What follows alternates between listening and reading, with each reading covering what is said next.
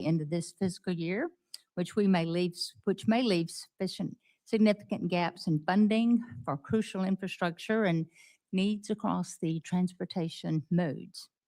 I've heard from many of my constituents across my home state of Mississippi about the need for continued investment in our surface, aviation, maritime, and safety projects.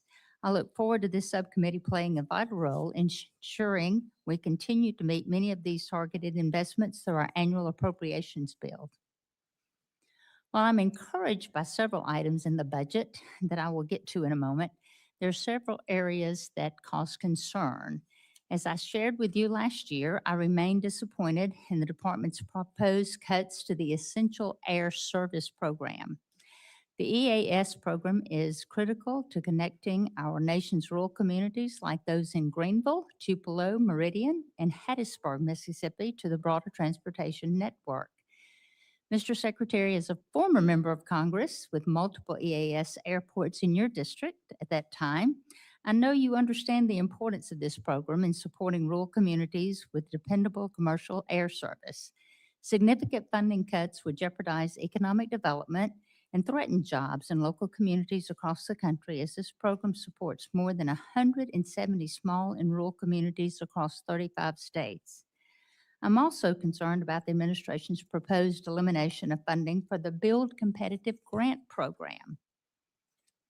The BUILD program is necessary to support multimodal and multi-jurisdictional projects across the country that are more difficult to fund through other grant programs. BUILD grants are especially impactful in rural America, where most of our roads miles exist, and as a result, so do many of our nation's safety and mobility challenges.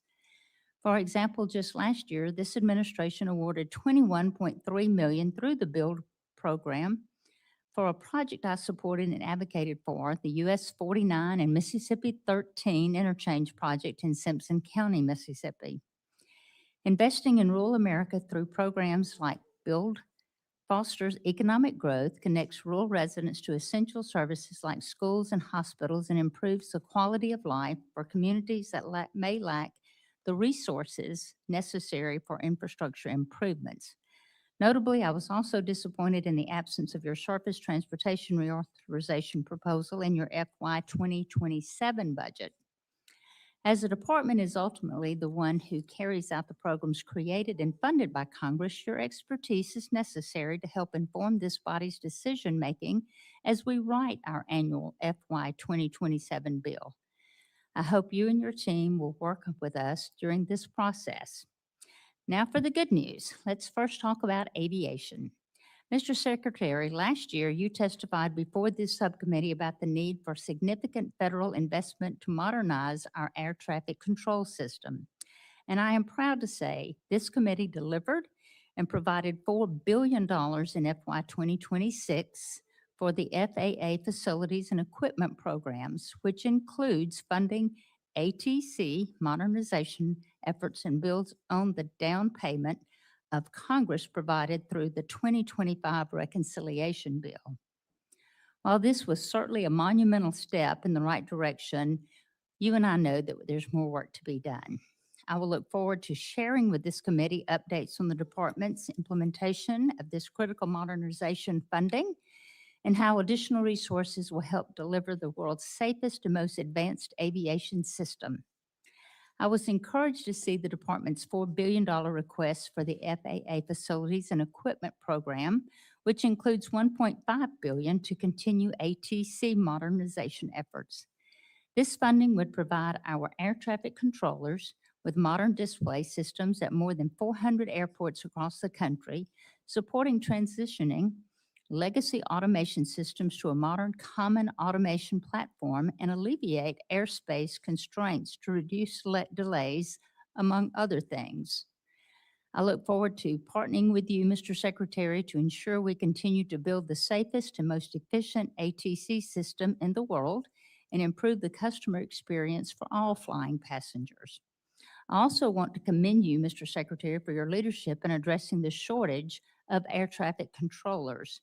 And I support the FY 2027 budget proposed to fund the FAA's ongoing surge to hire and train the next generation of controllers. On another important topic, I am pleased to see the FY 2027 budget include funding for the Federal Railroad Administration's CRISI and rail crossing elimination grant programs.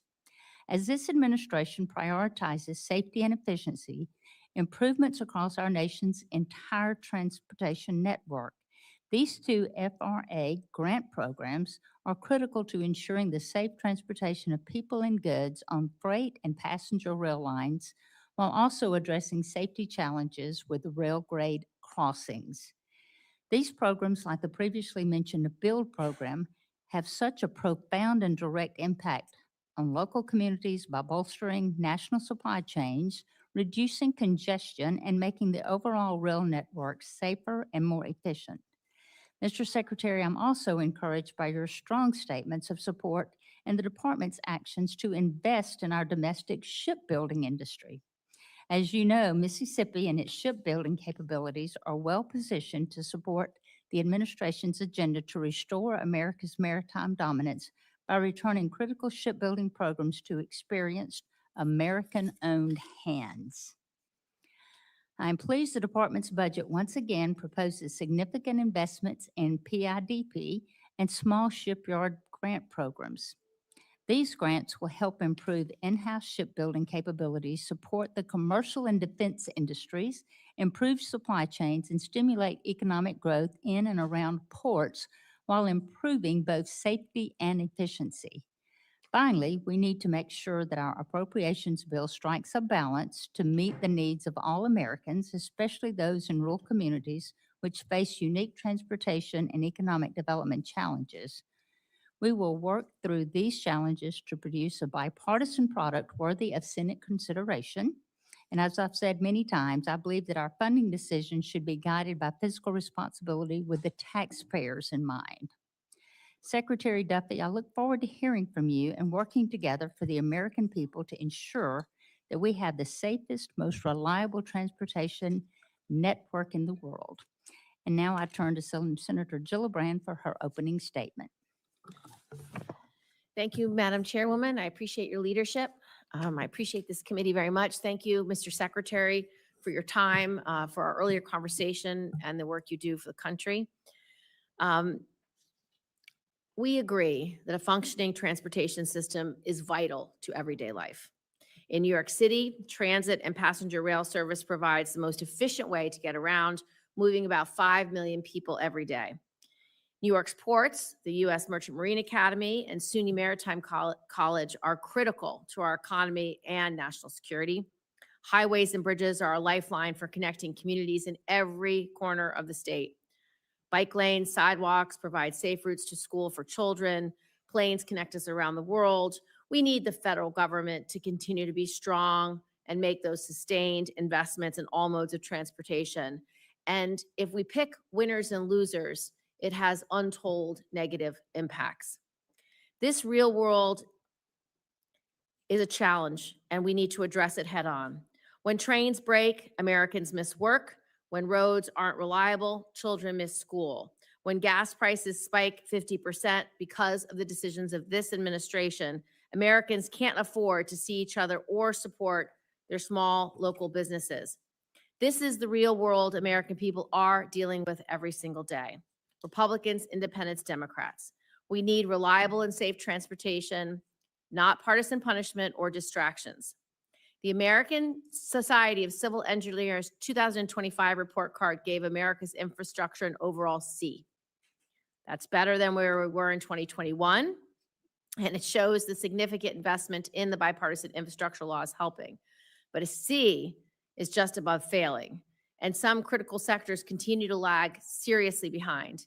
Aviation and roads got a D+, our transit got a D. These grades would upset any parent in America, and it shows there's so much more work we have to do. For this committee, that means funding all modes of transportation and ensuring we continue the nearly $37 billion in advanced appropriations from the bipartisan infrastructure law in our fiscal 2027 bill. If we don't, projects to upgrade airport terminals, repair bridges, maintain and expand subway services will stall. If we go back to the 2021 funding levels, Americans and our economy will suffer, costing about 344,000 jobs and $5 trillion in economic output nationally, and cost American families about $700 each a year. New Yorkers are furious. They're upset that the administration is making everything from gas to food more expensive. Meanwhile, the president is building a golden ballroom, telling the American people he thinks affordability is a hoax. The choice we have is very simple, and I hope this can be bipartisan. We must continue an all of the above approach in transportation to lower costs for families, strengthen the economy, and support good paying jobs. The problem with the budget that you offer is it slashes funding for hugely important issues. We cannot slash funding for public transit projects by 29% or Amtrak by 13%. The Northeast Corridor gets 628,000 people to where they need to go every single weekday. There are nearly 50 projects in the Capital Investment Grants Program in blue and red states, counting on us to continue to invest in their communities. As Congress grapples with how to continue these investments, it is the department's job to execute on the funding we have already provided. I remain very concerned, as the chairwoman said, with action on grants. At the start of the administration, DOT embarked on a self-imposed bureaucratic process of re-reviewing every previously awarded and already eligible grant. Over 1 year, your continued lack of transparency and failure to respond to countless questions from this committee are unacceptable.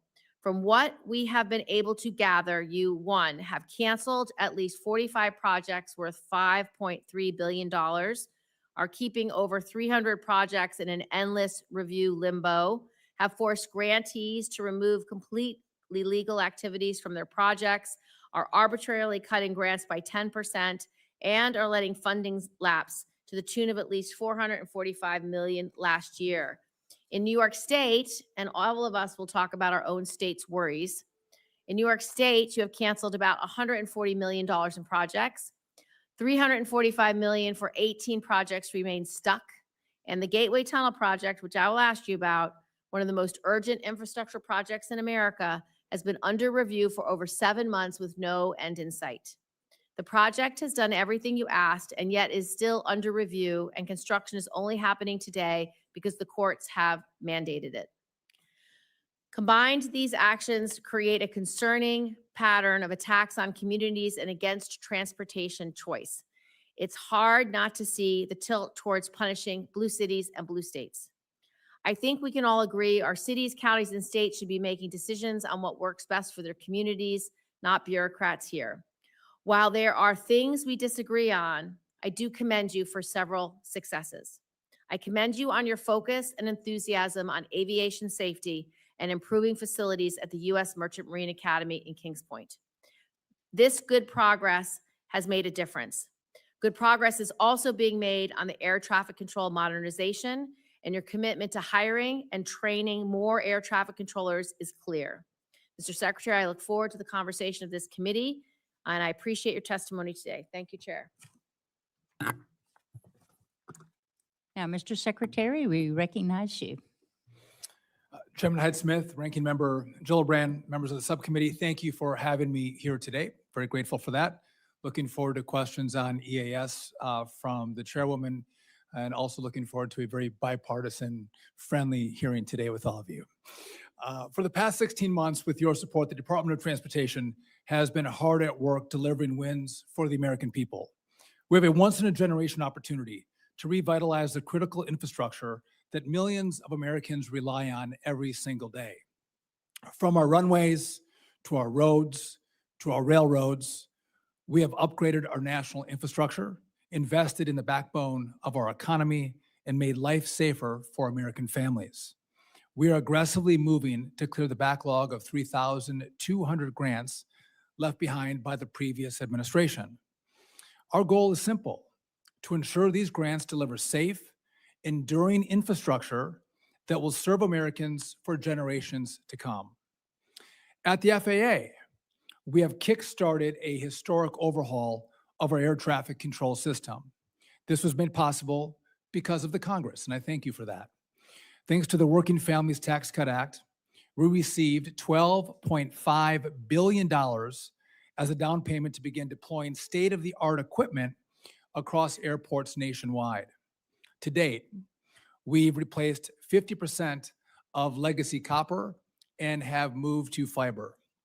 We've converted 278 radio sites, installed 58 new surface awareness systems, and transitioned 17 towers to electronic flight strips. But technology, as the ranking member mentioned, is nothing without people. Since last March, we've hired a record number of air traffic controllers, 2,400 of them. And our innovative gamer recruitment campaign has also smashed records, resulting in over 12,000 applicants in just 24 hours, which is pretty remarkable. This was the most successful recruitment launch for controllers in FAA history. On our roads, we're also restoring integrity and safety to the American trucking industry. It was the policy of the last administration to allow for unqualified foreign drivers to get behind the wheel of a truck. Those days are over, and I think that's a bipartisan issue. We want safe commercial drivers on American roads. We've worked with states to cancel 28,000 illegally issued licenses for unqualified foreign drivers, and we are holding non-cooperative states accountable. We've also knocked more than 20,000 drivers out of service for failing to meet basic requirements like reading our road signs or being able to communicate with law enforcement. These changes aren't just keeping you and your family safe on the road, they have the added benefit of boosting wages for hardworking American truckers. Our commitment to historic safety standards, it's already delivering historic results. In 2025, we successfully reduced roadway deaths by 6.7% across the nation. This is the 5th largest drop in DOT history. This is saving lives and keeping families together. Through our Freedom to Drive initiative, we're working collaboratively with states to aggressively reduce traffic bottlenecks. That means maximizing roadway capacity, fast-tracking projects that alleviate congestion and congestion choke points, and leveraging the private sector and their partnerships to help us accomplish these goals.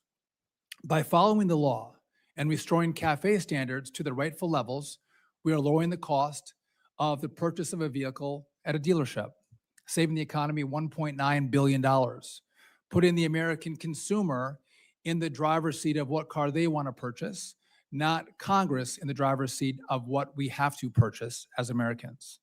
We're also working collaboratively with your states to finally make transit safe, clean, and dependable. Who would have thought that a Republican cares so much about transit? But I do. I want to make it great for all who travel on it. And this is blue states that usually use transit, usually rural states like where I was from. We don't have a whole lot of transit. From WMATA here in Washington, D.C. to San Francisco, systems are tackling fare evasion, reducing crime, and protecting riders and transit workers alike. We're also building faster than ever by empowering states like Texas and Nebraska to take control of their own environmental reviews. We are cutting red tape and delivering major projects on time and on budget. We're also unleashing American innovation like never before. And I'm going to start going faster, Madam Chair, because I see my red light is on. In the last year, we've updated autonomous vehicle regulation for the first time in a decade, ensuring that EVs are not just built here, but the innovators stay here. And through our advanced air mobility strategy, we will soon see eVTOLs, drones, and other exciting innovations making life more convenient and affordable here in America. And when it comes to our rail, we're making generational improvements to the Northeast Corridor. That means cleaning up Union Station, investing in Union Station, and a transformative investment in New York's Penn Station, $8 billion, by the way. We're also repurposing funds from California's high-speed rail and putting $2.4 billion into local rail crossings where it'll actually save lives. And to unleash American energy, we've helped restart the Sable pipeline in California, adding 60,000 barrels of oil of daily production.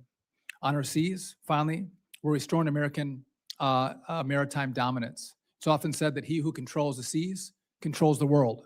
We're doing this by restarting domestic shipbuilding capacity and strengthening America's maritime workforce.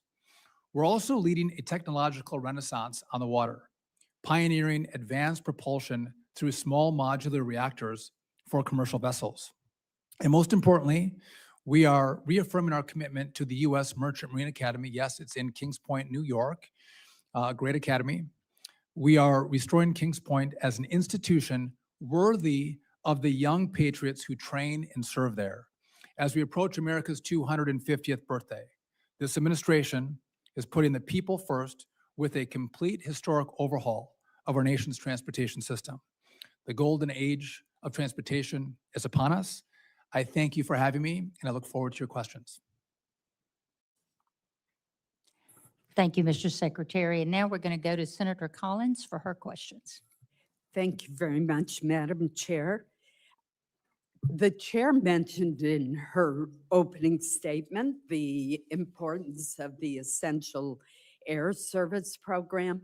And I want to start my first question on that issue. First, let me welcome you, Secretary Duffy. It's good to have you here today with us. The Essential Air Service Program is truly a lifeline to rural communities across the country, helping to connect them to national and global transportation networks, as well as to critical services such as healthcare. In Maine, the Essential Air Service Program plays a critical role in promoting economic development, expanding access to healthcare, and also supporting tourism, which is one of our state's largest economic sectors.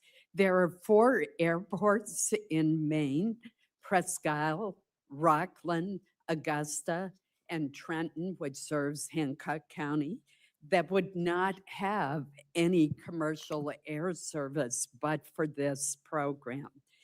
Mr. Secretary, that's why I'm very concerned about the substantial cut in the EAS program that is included in the president's budget. How would you plan to support air service to rural communities if you have that deep a cut in the EAS program? First, Senator, thank you for the question. Not surprised that rural America asked me about essential air service. As you know, I also, when I was a member of Congress, had an essential air service airport in my district and one very close by, and I understand how important essential air service is for communities who normally do not get service, but for this program. I think we talked about this a year ago. We did. I remember. This is asking for the system to be more efficient, and that is the ask. But if you ask about the DOT and this president's commitment to essential air service, you would remember during the shutdown, there wasn't necessarily money to continue with essential air service. And this administration found resources to maintain service to rural communities, funding essential air service when the government was shut down. So I think that does underscore the commitment to the communities that are served by this great program. This is a budget that does reflect our desire to have efficiencies brought into it, but we do not want to see communities cut off from air travel. That's good to hear, and I hope that you'll work closely with the subcommittee as we compile the bill. Mr. Secretary, I also want to commend you for your leadership in modernizing our nation's airspace system. You talked about replacing old legacy copper wire with fiber. And I know this has been an extremely important priority to you, and it's one that I share, and I commend you for leading the way. The department's air traffic control system modernization efforts have the potential to enhance safety, something that's important to all of us, while improving the reliability of controller communications, increasing surveillance capabilities, and reducing the individual workload, among many other benefits. I know that the personnel at the Bangor and Portland, Maine airports appreciate the technological improvements and your focus on also addressing staffing shortages. I was very happy to hear you talk about hiring more than 2,000 new controllers. That is absolutely critical. I want to point out to you that the Bangor Airport in particular has been assessed to be one of the most understaffed airports in terms of the tower in the country. And so I hope that that will be a priority for you. What do you think about the possibility of giving bonuses or some sort of financial incentives to controllers who are willing to relocate or initially locate after they've come out of training in those airports in the country that are most understaffed? So, Senator, first of all, I appreciate your support. You've been a great advocate. And by the way, listen, if I could just take a moment, I believe this is an American project, and I don't think there's any disagreement. I think everybody here wants to see us get this job done, and it's not easy.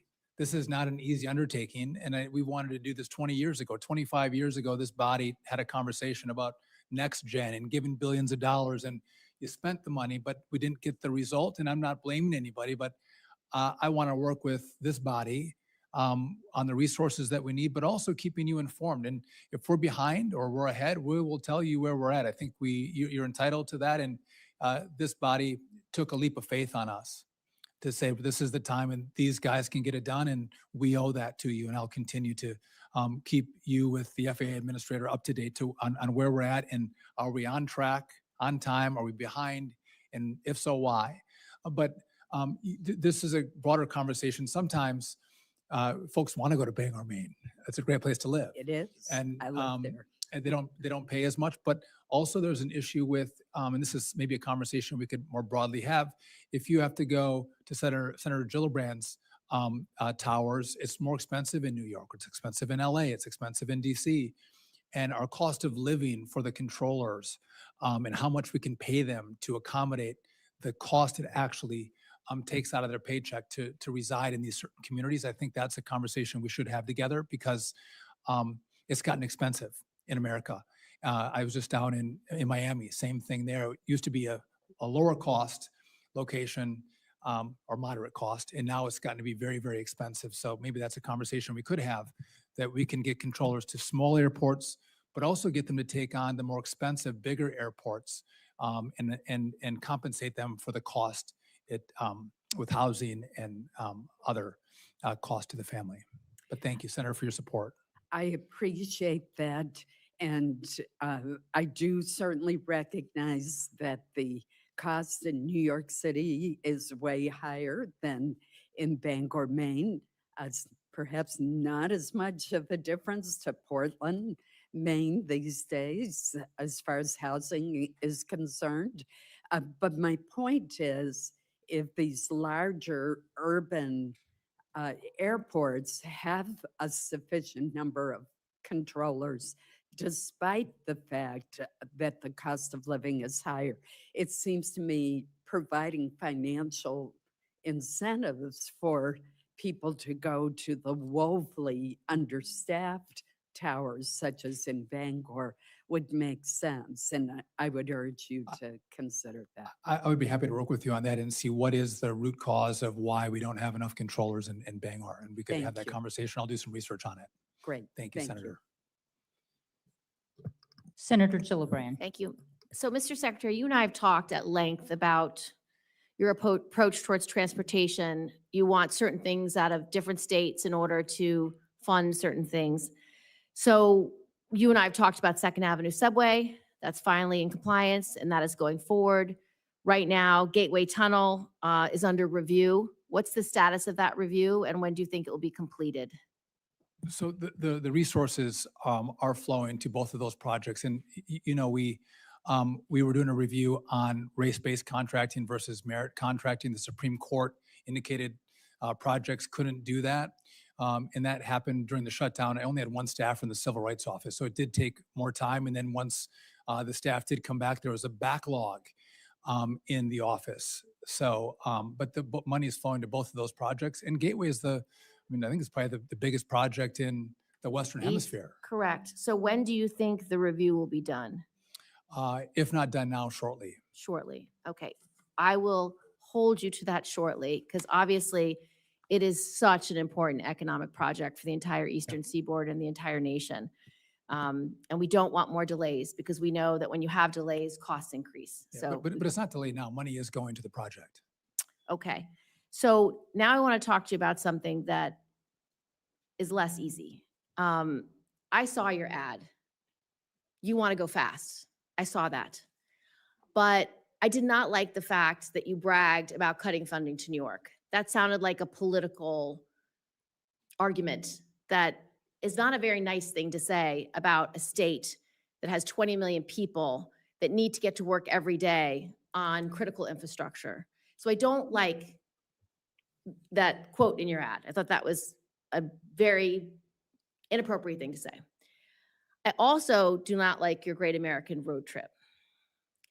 And I get you have experience in that. I get you want to promote America and how beautiful and amazing it is.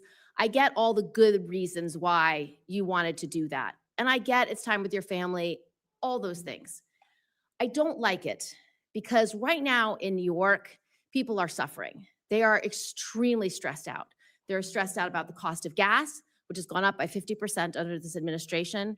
They're upset about the cost of everyday household goods. They're upset about the cost of groceries and housing and healthcare. So their stresses. I don't think they're going to get to go on that great American vacation that they'd like to go on. I think a lot of families are not actually going on vacation this summer.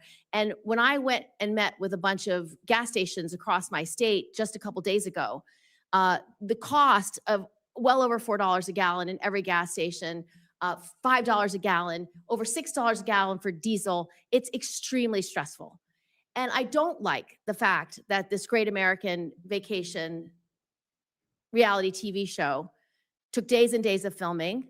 I don't like the fact that it was paid for by companies that you have to oversee, companies that you work with.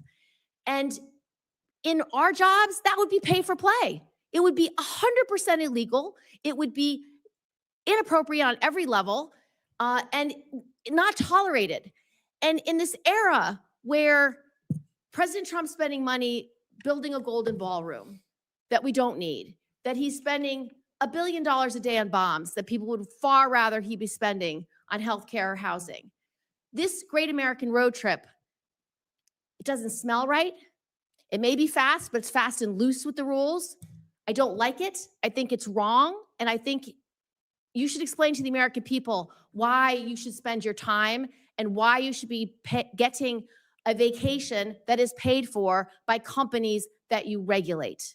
I think those things are highly problematic, and it makes me extremely anxious because the American people and New Yorkers in particular probably can't afford their vacation this summer at all. So I appreciate that, Senator. First off, in the ad, you said a lot. Can I unpack some of the allegations that you made? First, in regard to New York, we've asked for all states to revoke illegally issued driver's licenses. Every state has complied but New York. And we have tools to pull money from New York, and we did. California even complied. But the point is, Mr. Duffy, Secretary Duffy, I don't mind that you have rules and that you have a different way of doing the Department of Transportation. What I mind is that you bragged about it and made a joke about it. I'm also It's bragging, not, Senator, it is Senator, not Senator, listen. appropriate Do you for wanna a let me answer the question? secretary Do you want to answer? to demean an entire state by that joke. So we're going to give $8 billion to rebuild Penn Station. Is that a joke? No, but No, you'd you- welcome that, right? And I've asked for your subways to be cleaner. with Is that a our tax joke? dollars, Right, you got make that it money cleaner. because we And- give it to you And from then, New and Yorkers. then we get a choice where to put it. And you give me that discretion. We And so also you give me the appropriate money discretion that and- then you don't grant. So let me- So let me we talk to are you the about- appropriators, not you. No, I know you are. We appropriate the money. You're supposed to spend it. Sometimes I you make choose not to. decisions on how And we to have to spend it. file lawsuits to get you to spend the Want to money. make allegations? You don't want, can I respond? Do you want me to respond to, or just, if you want to take all your time is up, but if you want to just sit and, vent or want me to Let's talk respond, about, you let me let's know. talk about the Great American Vacation. The Great American Road Trip? Yes, let's it talk was- about that. This was a project, Senator, and I want to encourage Americans to see their beautiful country. And as we can see from this hearing, there's a lot of partisanship in America. This seeing your country, experiencing your country through the window of a car is a beautiful thing. It actually unites America. Maybe spending time with your children is a wonderful experience. It is a wonderful thing, great. but your vacation was paid for by Boeing, So, hold on, Toyota, okay, it's- United Airlines, a project, Enterprise, Senator. Shell, Royal Caribbean Group, So, all Senator, organizations and do you companies. want me to respond to you? Can I respond? But you're, Okay, so you're, let me- you're I will responding respond. with platitudes, and it's No, but not. I'm telling you what the project was. Got it. Okay, 2 days, quickly in and out, and I did film the Great American Road Trip to encourage Americans to travel. I'll answer your question. Mhm. So this was officially part of America 250, and you all sanctioned America 250. This is an official partner. No, it's an official partner of America 250. Also, this body told me that I'm supposed to promote tourism and travel, and that's what it does as well. Now, hold on a second. No, you're Then making it alle- shouldn't no, be no. paid for by people that you have oversee, So, that you what- oversee. Can I respond to that? Oh, sorry, I didn't realize.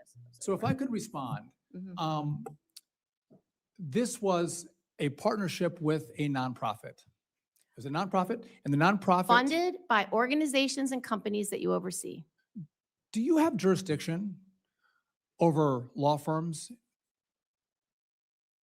So you received $7 million in political contributions God. from the trial bar. Honestly, this has nothing to do with members of Congress. This has to do It with has the fact everything to- that you went on everything a to do- paid I vacation didn't go on a paid that was vacation. paid by You- companies You that you received oversee. $7 million That's from the trial bar. campaign. You have It's jurisdiction. different. You have jurisdiction on the trial bar.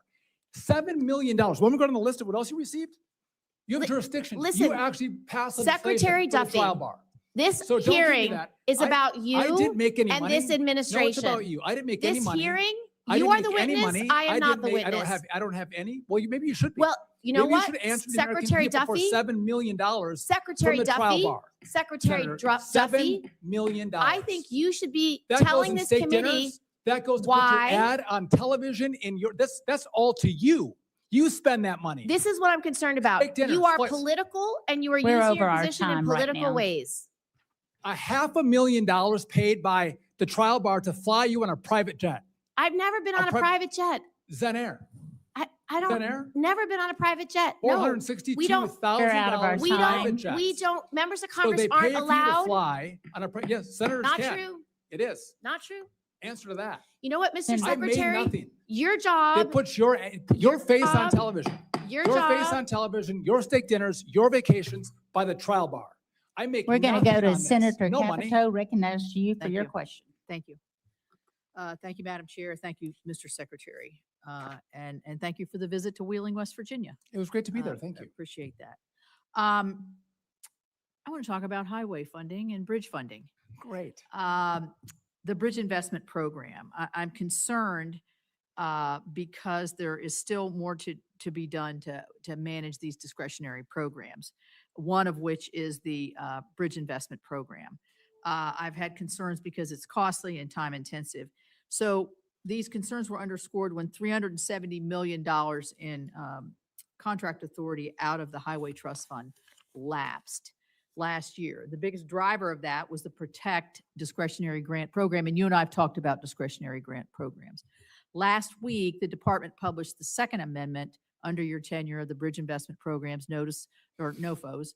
These funds have already been NOFO'd before, and states have been waiting years for multiple rounds of amendments and applications. Some project sponsors are now required to reapply. Now, you know the reason I'm asking this question is because I have 3 bridges in this program, and I don't know, but I have a feeling that they're going to have to reapply after they've been waiting. So what is the status of this? What is the reason to offer that second amendment to have people have to reply? And what are you doing to better manage these? So I think so we do have a NOFO for the small bridges coming out. I don't know if that was yesterday or today is coming out, Right. that NOFO.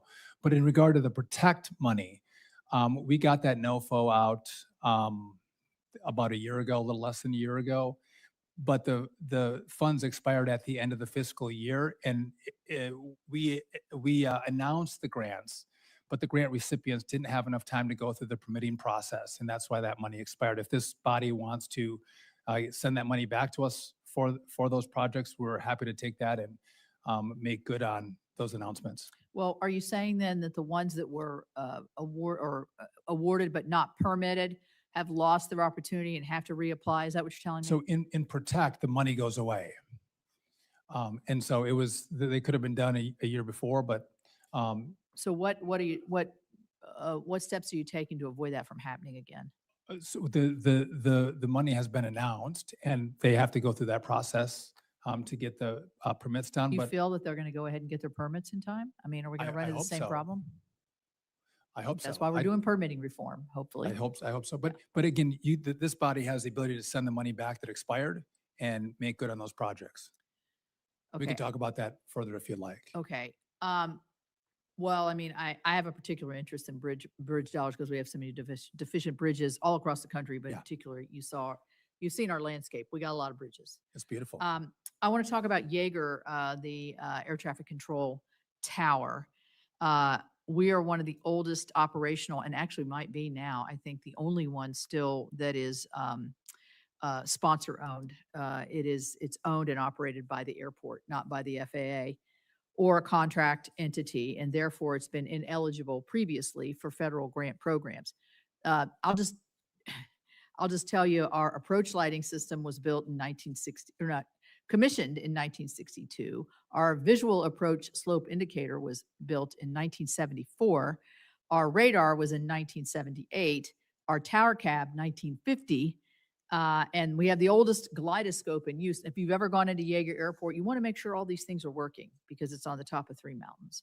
So I'd like to also highlight that this airport is the home to the 130th Airlift Wing, which is always deployed at the tip of the spear whenever globally, and also the Marshall University Bill No Flight School. So we have a lot of students going in and out of that airport, learning how to fly to provide for the next generation of workforce training for future commercial pilots.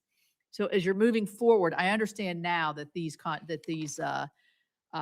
sponsor-owned are going to be eligible for funding to update because they've traditionally been excluded. Is that the case here, or are you familiar with this? Well, so I would love to tell you that your story is unique in how old your systems are, but it's not unique.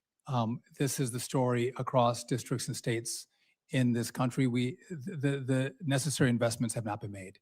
And so the dollars required to get all of our aviation systems up and make them state of the art is going to cost a lot. But you mentioned your radar. We do have money for radar, and radars across the NAS are going to be replaced. We do have our radios coming across the NAS. But if you look at your tower, the resources for towers, we're going through an analysis on impact and age, and the limited resources we have, we're deploying those dollars. You know, I don't want to misquote what the airport manager told me.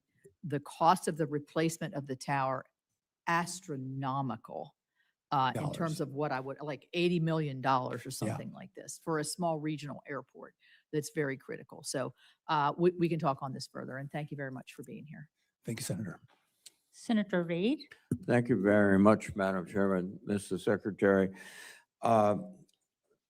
The bipartisan infrastructure law expires at the end of September, which means that we're looking at a cut of about $36.8 billion, Yes. which were advanced appropriations under the law. And at the same time, you will admit readily that your programs are being oversubscribed by localities, particularly the bill program, where there's 800 applications requesting more than $10 billion. And the actual fiscal year budget you've submitted up eliminates funding for bill grants. So we're in a very difficult situation. We've made some progress on our infrastructure. The American Society of Civil Engineers have given us their report cards. We went from a C minus to a C plus, or C rather, C minus to C. We got a long way to go. So how is the Department of Transportation going to help states meet the needs of our aging transportation system and infrastructure with this fiscal cliff coming up? That's a great question. So with our budget, we don't, I can't give you the advance appropriations. That's in the purview of this body. Mhm. And so I've given you a budget that's consistent and actually more than what we had last year and then the year before that. But this body has the ability to do advanced appropriations. We don't do that in our budget, but if this body sees fit and wants to put dollars into these programs, I would welcome that. I think America would too.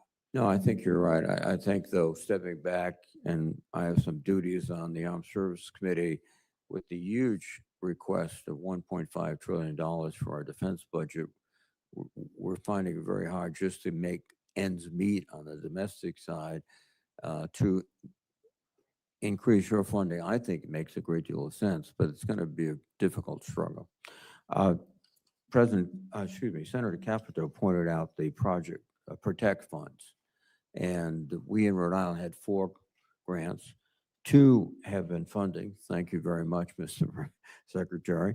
But 2 are sort of not yet obligated, and we seem to be in a similar position of we need additional monies this year so that we can go back and fulfill the commitment we made.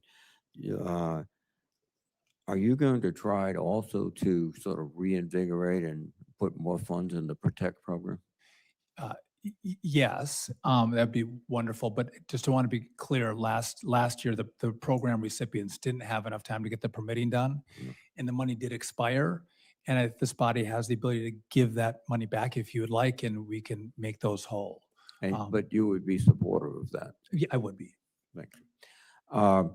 One area that you mentioned, I think is commendable, is air traffic controllers. And I think we can do a lot more to streamline the process for retiring military or separating air traffic controllers to get into the air traffic controller business. And I would like to work closely with you to do that.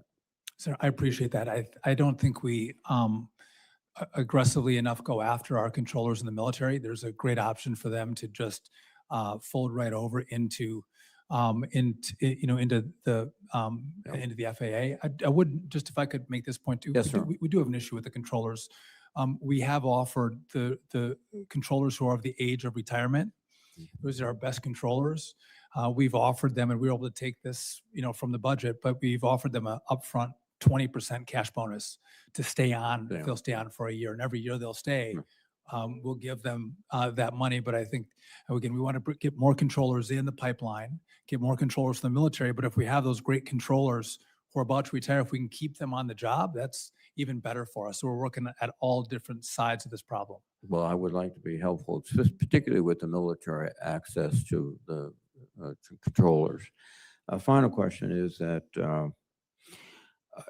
in the bipartisan infrastructure law, we put in safe streets and roads provisions.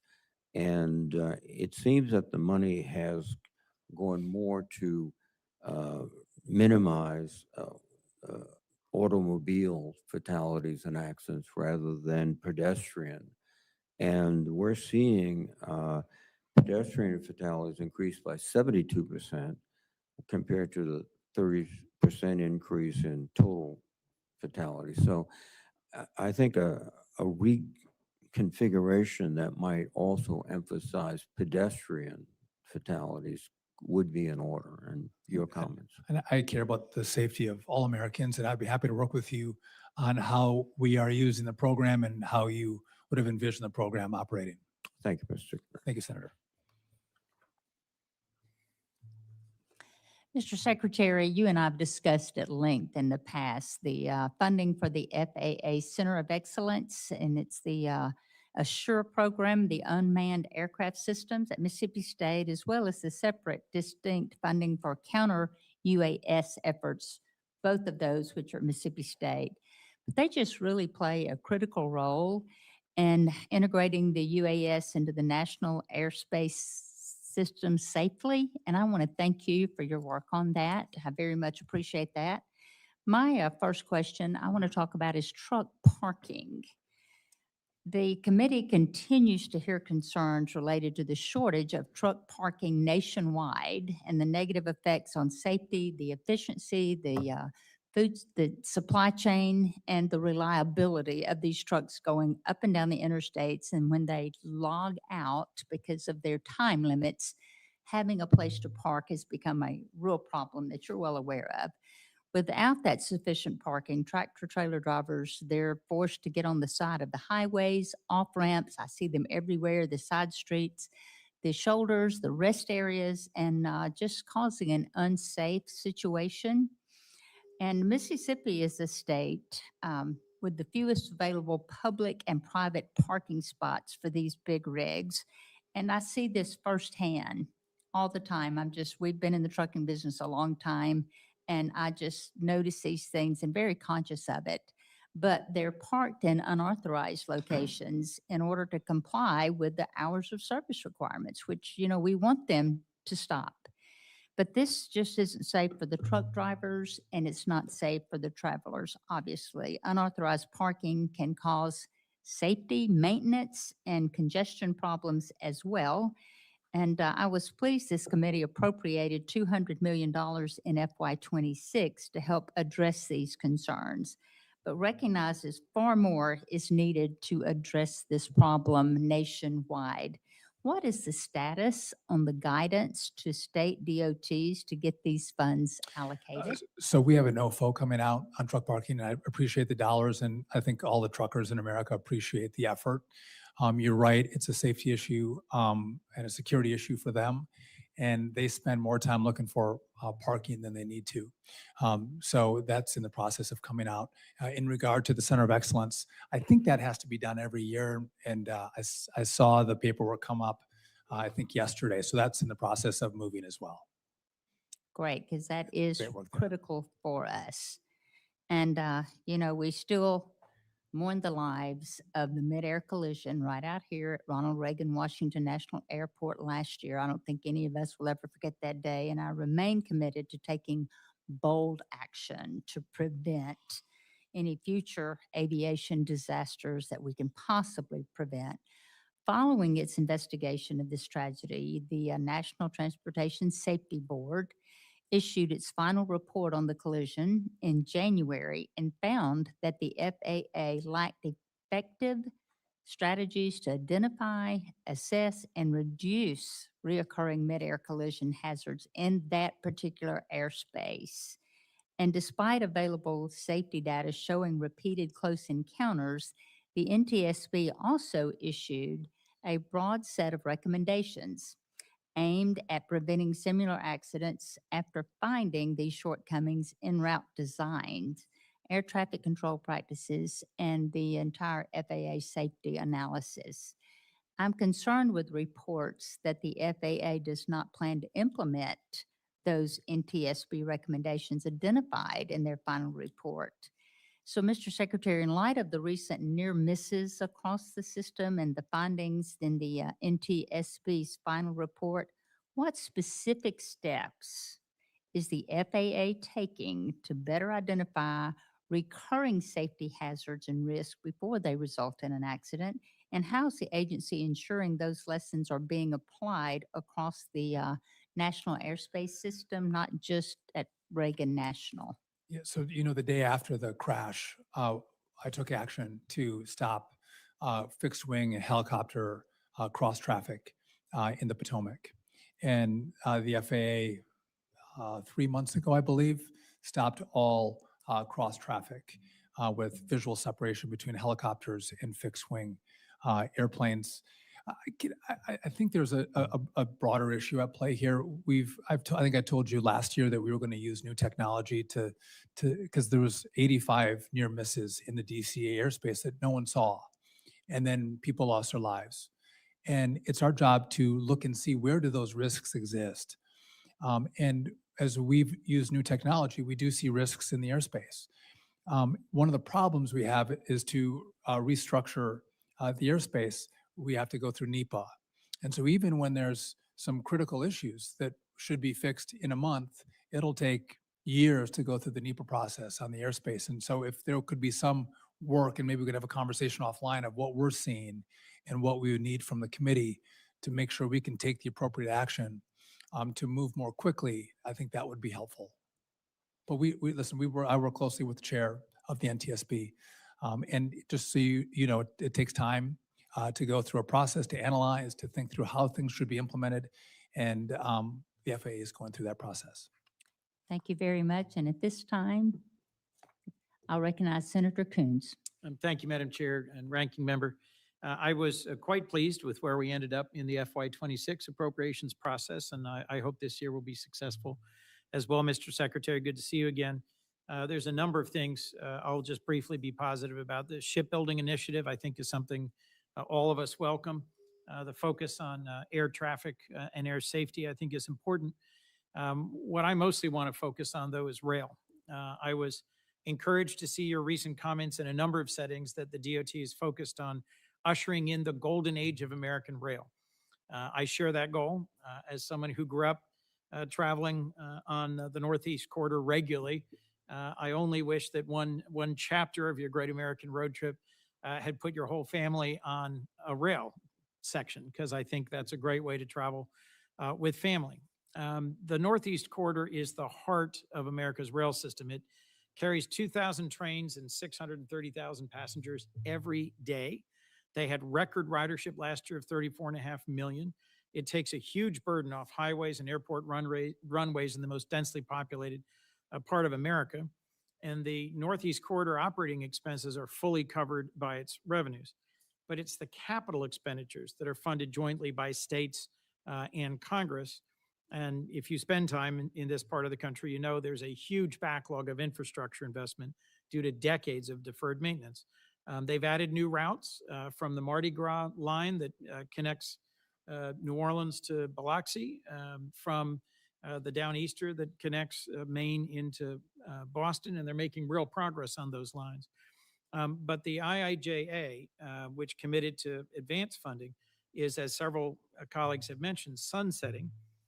And this big backlog the NEC has can really only be addressed with forward funding. So the IIJA was a real success because it allows these badly needed capital projects to be done in a way that allows for hiring, training, deploying the workforce, procuring materials and equipment, and moving projects forward instead of on again, off again, 1 year, not 1 year, through long-term multi-year funding. One of the things I'm not excited about in your budget proposal is the rescission of more than $4 billion of previously invested IIJA funds. Did you give any thought to reallocating or suggesting to this committee the reallocation of that? And have you given any thought to how critical these long-term investments in infrastructure are for the so-called golden age of American rail? So a couple points. One, I would agree with you. We take passengers off roads. We alleviate the stress on roads.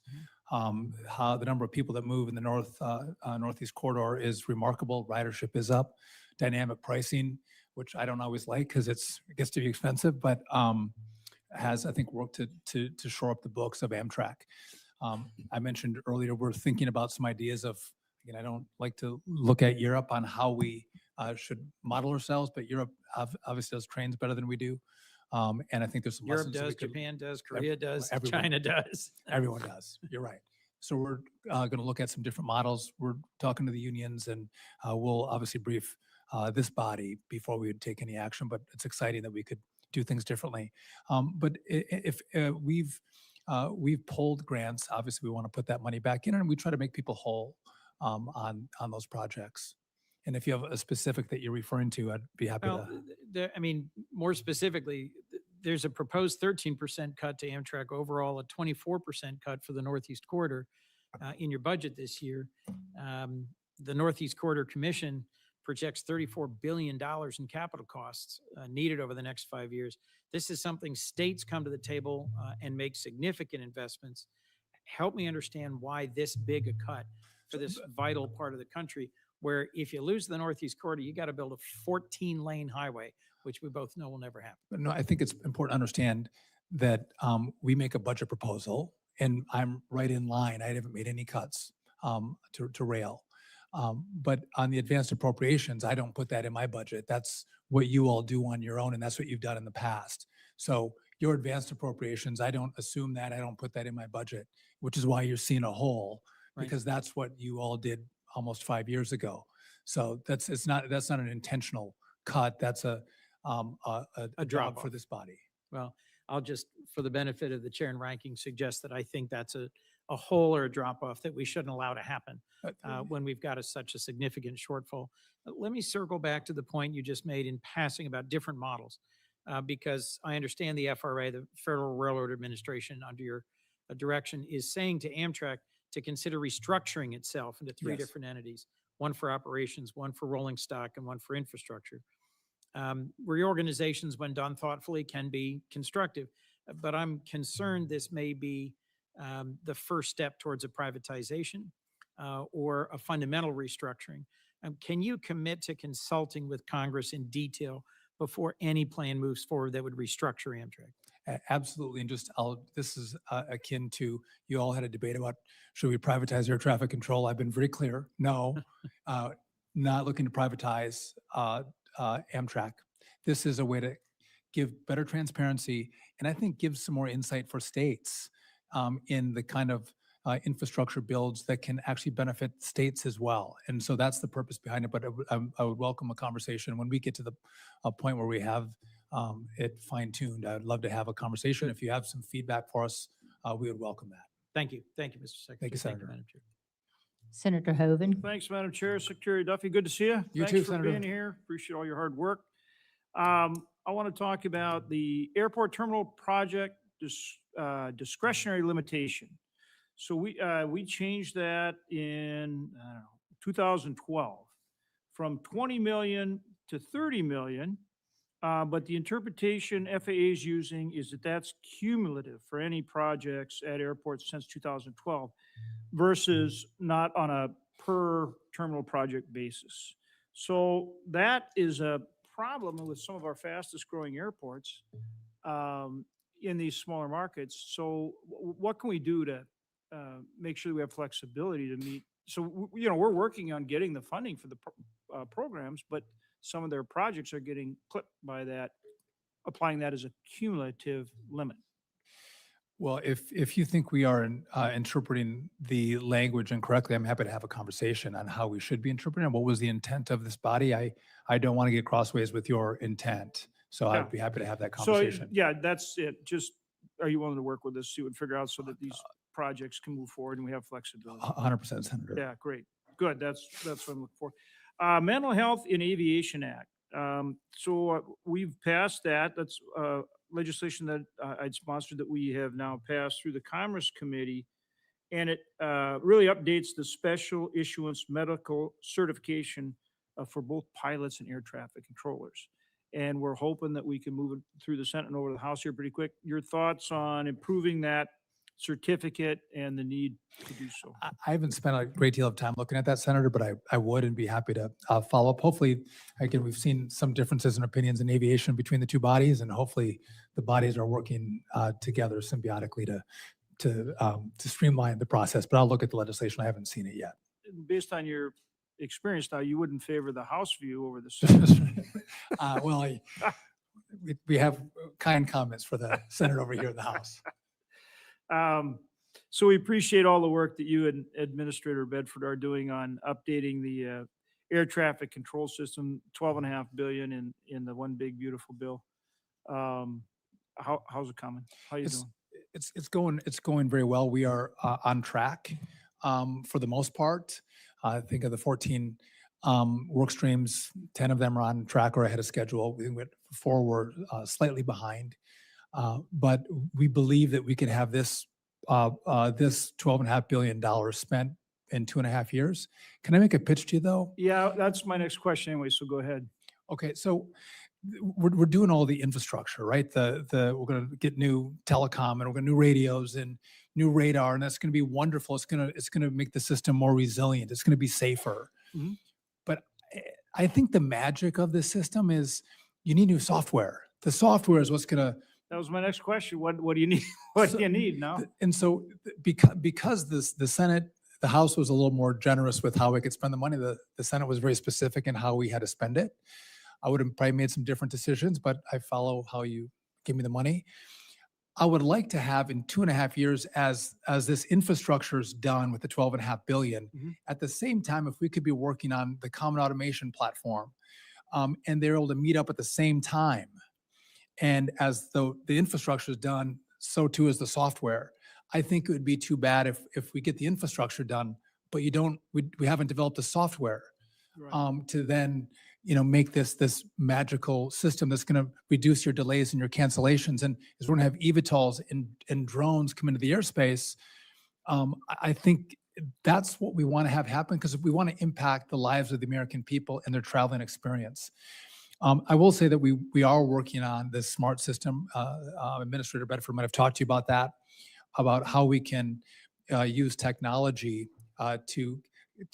The air traffic controllers don't have the tools of an iPhone. They're using it like not even a flip phone. Maybe the old bag phones are the big, maybe even a rotary Bill phone. Brick, yeah. If we could give them some new tools to make their jobs easier, to stress them out less, but to give them better prompts, we can, I think, bring more efficiency into the airspace. We're working on that right now. If you want to go to the FAA, and you want to go to the FAA and see what they're working on, it's actually pretty cool. But the software is going to change the experience for the American traveler, and that's what we want to give them. Have you started to build that into your budget request? No, would be a fee for service. We'd be able to Okay. pay for it. Where the common automation platform, Authorization. there's nothing off the Do you have a- shelf Estimate in terms of cost at this point? for the common automation platform. I think was 7 billion. Okay. So, but that's all new equipment in the facilities. One system that they use, no matter where they go, it's all going to be the same. Because we have the greatest airspace, the most unique airspace, the busiest airspace, and so there's nothing off the shelf. No other country has a system that we can buy, right? We have to develop our own, and so it's kind of using our great companies to work and think through what does this new state-of-the-art system look like, and it takes time to do that and money to do it as Yeah, well. to make sure you get it right. One final quick question. Air traffic controllers utilizing our universities, something we've worked at University of North Dakota, John D. Odegaard School of Aerospace and Aviation. That has been a game changer. You've been a champion of it, and anything we can do to help you with that, we want to do. But kudos on grabbing that and running with it. Thank you. My brother-in-law went to flight school at UND. Loved it. Fantastic. Senator Murray. Thank you, Madam Chairman. Mr. Secretary, you know how important the Interstate Bridge Replacement Project is across the Columbia River between Washington and Oregon. It's important for the entire West Coast, and it is really critical, as we have talked about many times, to keep this project moving and on track. And we know that delays mean higher costs. So I wanted to ask you, when you're in front of us today, will you commit to publishing the record of decision for the IBR project no later than July 1st? Oh, I don't know that I got to take a look at that, but to the issue of the I-5, I have been wildly, aggressively involved in the process for the last year and a half. It's probably the project I know more about. Now, I think we have to work together. I think the initial estimate was $14 billion for that project. I think we have to work together to get to a number that's going to be. That is true, but today lot. I just wanted to ask you about Oh. the record of decision, because delaying that is going to Oh. make it cost even more. I'll look and see on the timeline. I don't know that I can commit to you by July 1st. Let me look and I can circle back with you Okay, on that timeline. thank you. I want to ask you about the bipartisan infrastructure law. As you know, it expires September 30th. Yes. And communities across our country are immediately going to lose access to about $37 billion in transportation funding, along with tens of billions in other critical funds in other agencies. I heard Senator Gillibrand mention these facts earlier, but the American Society of Civil Engineers gives our infrastructure a C grade, roads and aviation D+, transit gets a D. And these grades tell us really that we have a lot more work to do. And if we don't, ASCE estimates that American families will pay $700 more a year, 344,000 jobs lost, and our economy is going to take a hit as well. So we have to address this infrastructure cliff in our 27 funding bills, or our cities, our airports, our transit systems are not going to have the funding that they need for vital projects in actually every one of our states. Meanwhile, we have a budget from the president, and he is proposing $500 billion more for the war budget, but his budget proposal does virtually nothing to prevent a $37 billion cut to this transportation funding. So I'll just be blunt. Is it the position of this administration that we should stop fixing our roads and bridges to fund a war abroad? So Senator, I appreciate the question. So first, when you look at the C rating, and we should be A-rated in America, I agree with you. You and I are on the same page. No, I'm asking you about I'll the, answer that question. I'm just talking, but I'm talking okay, about but what. I have limited time. So Okay, just- so I have pulled out a lot of the green requirements that you all didn't put in the legislation, IIJA, and I pulled out a lot of the DEI from the last administration to make us build I know what faster you've and been build doing. I better. know what you've And been so doing, but just, you know, the the base. budget proposes a flat funding, You're- funding for transportation. It So- it so what- proposes a huge funding for No, it doesn't. war. So to all of us looking like at Senator, this budget, it's fewer bridges you're- and more bombs. no, And I you're- just got to say that as the committee, we have to address this infrastructure cliff in our funding bills. We cannot let this funding expire and leave our communities dry. I think it's That's- important that that's we're on. my point. I we're- just wanted no, you I to take your point, understand but that. can we be on the same page? You all do the advanced appropriations, and you're melding together the budget with the advanced appropriations. Correct. And that's what And- we've been doing for a number of years. it's And not all actually I'm what we do. saying is that The there's going to be a huge cliff, and instead of So- giving us a budget that helps don't- us but we- address that cliff, we did not The get last one. administration didn't give you a budget that included advanced appropriations, and I didn't either. So we've actually But increased the because money the in the cliff base is budget. this year, that is why it's No, critical. but I never, if I came in and told you all what to do with advanced appropriations, you'd be offended by that. No, but That's I what we am don't do. offended by a budget that comes in with $1.5 trillion more for war and no increases for infrastructure, when we all know that in October, there's going to be a huge funding cliff on transportation that was not addressed in the Which budget. I have $114 billion, the biggest base budget in transportation ever submitted to Congress. But the advanced appropriations is not what I do. You Well, all do the advanced And appropriations. this is a problem we're all going to face, but let me move on, because I do want to address this issue, because over 39 million Americans are expected to hit the road for Memorial Day weekend. And you are encouraging Americans to spend the summer road tripping across the country. But let me just ask you, how much did you rack up on gas during your Great American Road Trip? I Well- understand that was paid for by groups and Well, sponsors. this Is was that correct? a nonprofit funded the Great American Road Trip. The nonprofit actually solicited funding from private Yeah, organizations. I did not, right. Okay, do you know how much gas? No, I don't. You don't. But I know it's not as much as it was under Biden, which was $5 Well, a so- gallon. Holy cow. It's Okay, only- so it's let's $4.50 just now. listen. Okay. Americans don't have corporate sponsors to pay for their gas. And for families that are hitting the road this weekend, the national average gas price is now $4.50 per gallon. That is more than 50% higher than before Trump's war in Iran, when gas was less than $3 a gallon. And I just want to make the point that families are seeing this at the gas pump, but they're also seeing it costing more for airline trips. The cost of a domestic flight is up 31% over last year. And they, by the way, are stuck paying ridiculous junk fees. Why? Because you decided to rip up some basic protections that gave people automatic refunds and hotels when their flight was delayed Not or true. canceled. So here's the problem. Here's how Americans see this and who are talking to me. You've been recording a promo of yourself and not Sorry. working to lower the cost. Sure, Senator. So this show is incredibly out of touch Senator. with where Americans are. And I echo Senator Gillibrand's concerns that it really raises some serious ethics concerns about who you answer to, because the people organizing your show solicited corporate sponsors and promised rewards at each level of funding. Not true, Now, Senator, be honest, that's not true. I'm looking at your thing, what you That's did not for mine. being a Listen, plat. There's a what- memo of understanding that says no one gets any benefit Okay, well, for let me just, anything they I'll do to ask you a participate. question, maybe you can answer it. Sure. If I'm an airline executive and I paid $1 million for this Great American Road Trip, what would I get out of that? From me, nothing.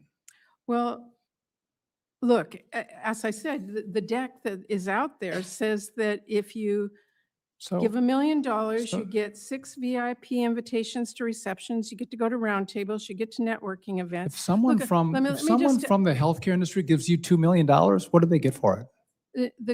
What do you I give do 'em? not oversee I do What not do you have regulate. jurisdiction. I do not You have regulate. jurisdiction, not $2 regulate million the to FDA. Let put me your just face say on this. TV, to You buy need steak dinners, Mr. Secretary, to go on listen vacations. to my That's point what you here. do. Mr. Welcome to Mr. S- MAGA. Welcome Mr. to Drill Baby Mr. Drill. Secretary, Are you going to drill? Do you please. want to support lower gas prices? Madam I welcome Chair, that. I asked my Let's time drill. back, please, so I Let's can ask a refine. question. Let's Mr. pipe fuel Mr. across the Secretary, country. You obviously You have came not been here with supportive a of that. book of every You one of haven't us, so supported that that, Senator. instead of answering our You questions, put, you I'm could answering your attack. question. You're You- asking you me are about a gas j- prices. I- You have done everything you Madam Chair, can can I to have my increase time gas back? prices for Americans and make us buy Mr. EVs. Secretary, this is my Donald time. Trump is lowering the cost of energy. You are and wasting you know my that. time You're wasting my time. responding with a book of claims that you have come at us. Do you which do you either- deny let that me you got just- $2 million from healthcare? I can go Mi- down the list here. Mr. Secretary, that is Amgen gave you not. $140,000. Mr. Secretary, it is my time. Pfizer gave you Madam Chair, $102,000. I am asking to be able to ask a question here. I do I'm just not need pointing an out your attack record. by a secretary who is the witness at this table. That And is out of order. What did Big Pharma Secretary get for Duffy. the 1.1 Sec- million that Big Pharma Mi- gave you? will What did they get for it? Mr. What did they Secretary, get? Seriously, Seriously. seriously. I want to know. I think America I, wants to know. I find it. I got nothing from anybody. I find it astonishing I do too. that you are so angry at a question that I Ang- asked. I'm surprised that No. you are, Senator. I am not, I'm sitting here trying to ask a question. I'm being interrupted rudely by a About Big secretary Pharma? who's here. No. Mr. healthcare. Secretary, let me just say this. Toyota, United Airlines, Shell, Boeing, Royal Caribbean, and Enterprise all sponsored your show. It is literally your job to make sure each of those companies are playing by the rule. So Can I answer the Toyota question? is sponsoring a show starring you, and it is your department, Mr. Secretary. You that hate decides- America? Don't you want to celebrate America? Mr. Secretary, it is your department that Let's celebrate decides this whether country. Toyota's It's our next recall birthday. is voluntary or mandatory. No one gets anything from Certainly, me. You can understand, you're not even going to Nothing. acknowledge that this is a No one bad gets look anything. in America. It's a bad Madam look that you Secretary, take I have gone millions of over my dollars. time. I I know, find so your answers what out of I touch find is and irresponsible. there is no benefit that anyone gets. If I'm going to celebrate America 250, you gave me the ability to partner with America 250, and I did. You told me, this body said celebrate tourism and travel, and that's what I'm doing. All I'm saying is, America, go see your country. Mr. Secretary, you're really Families good are at talking. beautiful but things. I We're gonna think go to you should Senator Britt, recognize And, that and we have- businesses around this country have leaned in to celebrate. If you don't want to celebrate America's birthday, I'm Mr. sorry, Secretary, but for- American businesses want to celebrate America's birthday. I'm sorry. It's a Senator beautiful Britt, you're thing. recognized for your question. Thank you, Senator Britt. Madam Chair. Secretary Duffy, thank you so much for appearing before the committee today. I enjoyed being in Alabama with you It was great to be with you too. and also enjoyed talking about various road trips that my family took growing up, such fond memories and exciting times, and certainly hope that others have the opportunity to experience that as well. So thank you, thank you. I also, well, why don't we just jump right in? You have been very helpful in helping us figure out what is the solution to the I-10 Bridge and Bayway project there in Mobile. We know that that is important not just for Mobile, but it's important for the entire Gulf Coast. And when you're looking at commerce being able to move across our nation, this is a critical component to it. I just want to say thank you to your team, to President Trump, to you. We've made real progress under your leadership. And it is my understanding, obviously, that ALDOT has applied for the interstate system reconstruction and rehabilitation pilot program. And if there is anything additional that we need to be doing or an update that you may have, we certainly look forward to hearing that. So first of all, I appreciate you and the coach coming in with your DOT team.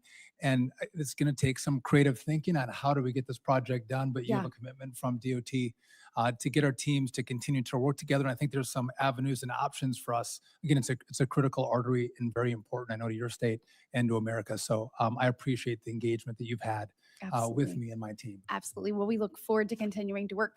It's been with you. It's been a long time project, and I think it's going to be transformative for the entire region and for the nation. So thank you. Going back to your time in Alabama, and I certainly look forward to getting you down for a football game. Still have that on the list. But when we were at Mercedes, we were celebrating what that manufacturing facility has meant to the entire Tuscaloosa region and to our state.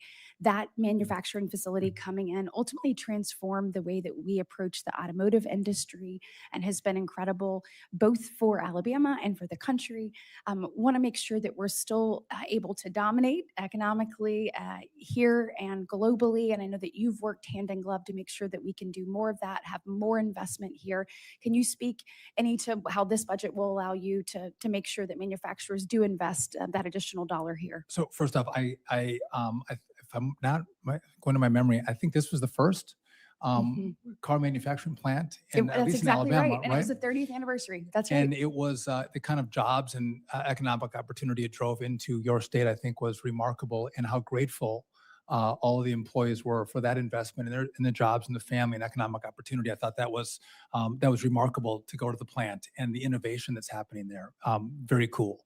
But just some things that we've thought about is if the government tells car companies what those car companies have to build, that's not necessarily what the American people want to buy. And so with CAFE, we're all about making sure that we have great policies in regard to emissions. And I'm about that. I know you are as well. We love clean air and clean water. The problem with the last administration was they used EVs and used that to come up with a standard that was unattainable for a combustion engine. And the law said you're not supposed to do that. We went back to the lawful standard. And so I hope that car companies around the country will build cars that people want to buy. And when we buy cars, that means more manufacturing. Also, the average age of a vehicle, I believe, is 13 years old on American roads. The technology that's come out that saves lives with these new vehicles, it'd be great if we could get more newer vehicles on the road and get some of those older ones off the road. And in the end, that'll save more lives as people travel with their families. Absolutely. And look, we have a number of projects in Alabama where we want to see those roads continue to be elevated so that people and products can move safer and more expeditiously across them, whether it's the Northern Beltline project there in Birmingham or I-65, where we have backed up traffic, particularly this time of year when people are going to see our beautiful white sand beaches and they come right down I-65. That backup and backlog, we want to find a solution to. So I look forward when we getting you to Alabama so that you can see all of can't that wait. firsthand for sure. And people love the beaches, and I haven't experienced it, but I heard the congestion there is real. It is very real. So I'd love to talk to you about continued solutions and what we may do on that as well. Okay. And last but not least, we talked a little bit about maritime the last time that we were together. And when we're looking at how we make sure that we're competitive with China, both on the road when it comes to vehicles, and then obviously with the maritime industry as well. Can you talk a little bit about DOT's role and how you're going to try to help this administration implement its broader maritime strategy and how the department's views the importance of both coastal and inland ports and regional shipbuilding hubs as we restore Americans' maritime dominance? I appreciate the question because we were the greatest shipbuilders in the world after World War II, and we've ceded shipbuilding to the rest of the world. And maybe we can forget about shipbuilding and maritime when things are normal. But if you go through a time like this and we look at the Strait of Hormuz, we understand how important shipping is. And if the great ships that sail the seas are not built in America, but built somewhere else, I think that's a real risk. And so, yes, we make great military ships, but we have to be able to expand that and make more commercial vessels in the U.S. The Jones Act is part of that, thinking through, and we're doing this right now, and I'd be happy to partner with you on what we're thinking, but how do we make sure we have cargo for some of the ships that we build in America? And there's some thoughtful strategies that we're thinking through right now that can incentivize companies to actually invest and build ships again in America in great places like your home state. Thank you very much. Appreciate it, Mr. Thank you. Secretary. Mr. Van Hollen. Thank you. Thank you, Madam Chair. Welcome, Mr. Secretary. Thank you, Senator. I do want to get to some Maryland-specific questions, but just one question to clarify for the record in terms of airline passengers' Bill of Rights and protections. As you know, the Secretary, Congress passed and codified certain protections. It's also the fact that at the end of the Biden administration, they had proposed a rule with additional protections. And just for the record, I not want to debate this at length. You all have not proceeded with that rule. Is that right? This was from the last administration you're talking about? Yeah, the Biden administration had proposed a rule to advance further Right. protections for consumers and airline Yeah, so- passengers. And the administration, the Trump administration decided not to proceed with that, right? What we decided to do is follow what the FAA reauthorization told us to do, which we have, and Right. there's great protections that you put in the FAA No, reauthorization. that's why I started with that. There I are some commend in- you for that. I appreciate that. And we There- followed there- what you told me. I to do. just wanted to be clear because I didn't want to leave some confusion to Senator Murray's question, because the Biden administration had then proposed additional protections through the regulatory process. And I think you'll find the records clear that you did not proceed with that. You withdrew that rulemaking. The Let proposed- me the just proposed rule. move That's- on, that- Mr. that's Secretary. accurate. Okay. Let me move on, Mr. Secretary, regarding the Key Bridge. And I want to thank you for working with Governor Moore and the state of Maryland on the replacement. As you know, the success of this very critical project requires all parties to continue to work in good faith to see it through. The full federal funding that the Maryland delegation secured provides certainty that the state needs as it pursues a revised contracting proposal for this construction project. Maryland continues to fulfill its responsibilities and requirement to use any funding we secure through litigation or settlements to offset the federal payments for the bridge. And I just want to ask you here in this public setting, if you'll commit to continuing to work in good faith with the state of Maryland to rebuild the Key Bridge. Yes, so I've had a number of meetings with your local DOT and with your governor, and we have a great working relationship. We don't agree on everything, but we agree on making sure this project gets built. It's an important bridge. No, I appreciate that. And, you know, we worked hard, and the Congress did pass on a bipartisan basis the full federal funding commitment. Obviously, there were issues that I think both you and the state were concerned with the most recent bid. So I'm glad the state has decided to rebid, and I understand that you are too. I commend the governor for that. Thank you. I think we could do better on our pricing and performance. So well done on the I governor's do too. behalf. Thank you. So let me ask you about the bridge investment program. I know Senator Capito had some questions regarding small bridges in West Virginia. Maryland, of course, has an application pending for the American Legion bridge replacement, a nationally significant project. I'm sure you're familiar with it. Your department has said it was, quote, highly recommended.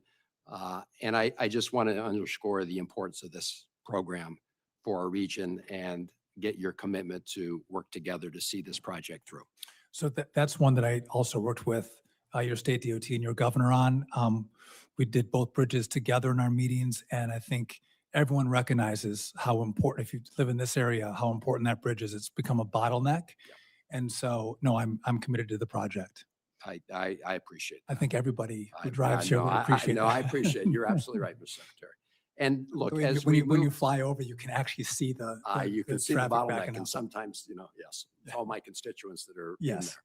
there. As we move forward with the reauthorization bill, I want to make clear that I do support including advanced funding appropriations and the funding levels authorized by the IIJA, and believe that we really need to push hard now collectively to avoid this cliff and not go backwards. I do want to mention 3 initiatives I'm pursuing as part of that reauthorization that I'd like to work with you and your team on. One is called the Sarah Debink Langenkamp Active Transportation Safety Act. So she unfortunately died in a terrible accident. She was a bicyclist, and she was hit by a car and killed. She was a State Department employee serving the country. And so this legislation is designed to prevent those kind of terrible tragedies, preventable tragedies going forward. Another is called the Moving Transit Forward Act. We can talk about that. It's about getting more funding for transit. And finally, there's a bill we plan to introduce soon dealing with providing some more guidelines on the installation of guardrails. You know, we all take for granted that when we're driving along the highway, we see those guardrails there, but in fact, many people have been killed, literally speared by guardrails because they've been wrongly assembled. And we're working on legislation to address that. So again, I'm not asking for your commitment to support all three of these, but I am asking for your commitment that you and your department work with us to review these pieces of legislation and provide any feedback you can. I would welcome that opportunity. Thank you, Mr. Secretary. Thank you, Senator. Thank you. Thank you. The hearing record will remain open until Friday, May the 29th, for the senators to submit any additional questions you may have. Mr. Secretary, thank you for being here, and we request your responses to additional questions within 30 days, if you can do that. And the hearing is now adjourned. Thank you, Senator.